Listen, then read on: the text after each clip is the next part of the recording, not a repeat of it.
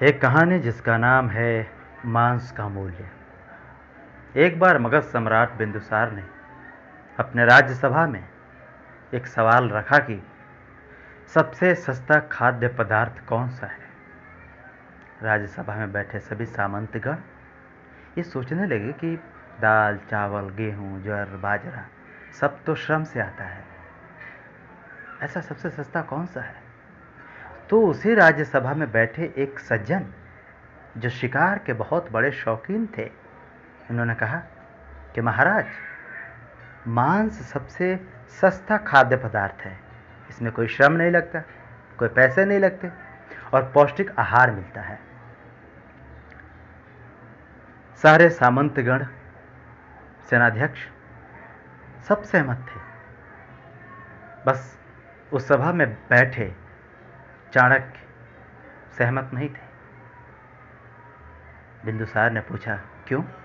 उन्होंने कहा कि यह कहना गलत है कि मांस सबसे सस्ता खाद्य पदार्थ है।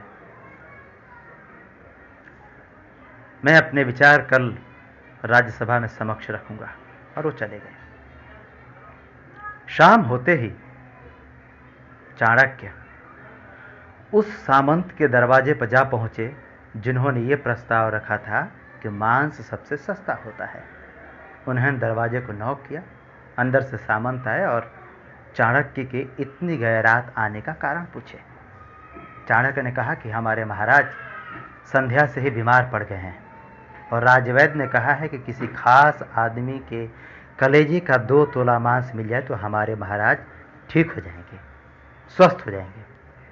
इसलिए आप से खास आदमी कौन हो सकता है हमारे महाराज के लिए? तो अपना 2 तोला मांस हमें दे दीजिए और इसके बदले हम आपको 1 लाख नहीं 2 लाख, जितना आप कहें उतनी स्वर्ण मुद्राएं आपको दे दी जाएगी।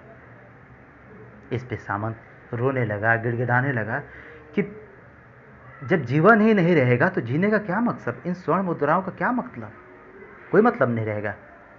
उसने पैर पकड़ लिए और कहा, आप मेरे तरफ से 1 लाख स्वर्ण मुद्राएं ले लीजिए और किसी दूसरे सामंत से 2 तोला मांस ले लीजिए। आप ये स्वर्ण मुद्राएं लेकर के चाणक्य सभी सामंतों के पास गए और सभी सामंतों ने कोई 1 लाख, कोई 2 लाख, कोई 4 लाख, कोई 10 लाख, कोई 20 लाख, कोई 50,000 स्वर्ण मुद्राएं दे दी। ये सारे स्वर्ण मुद्राएं लेकर के चाणक्य अगले दिन समय पर राज्यसभा में उपस्थित हुए और राजा के सामने 2 करोड़ स्वर्ण मुद्राएं उनके सामने रख दी। राजा देखकर दंग चकित रह गए कि ये क्या है, किसके लिए? चाणक्य ने कहा, महाराज, सिर्फ 2 तोला मांस की कीमत है ये, 2 करोड़ स्वर्ण मुद्राएं। और सारे सामंतों ने अपने 2 तोले मांस की कीमत दी है, पर किसी ने 2 तोला मांस नहीं दिया है। आप सोच सकते हैं महाराज कि जीवन कितना अमूल्य है। जीवन बहुमूल्य है। जिस तरह हमें अपने प्राणों की रक्षा करनी है, जिस तरह हमारा जीवन बहुमूल्य है, उसी तरह सभी जीवों के जीवन बहुमूल्य हैं। सबको अपनी स्वेच्छा के अनुसार जीने का हक है।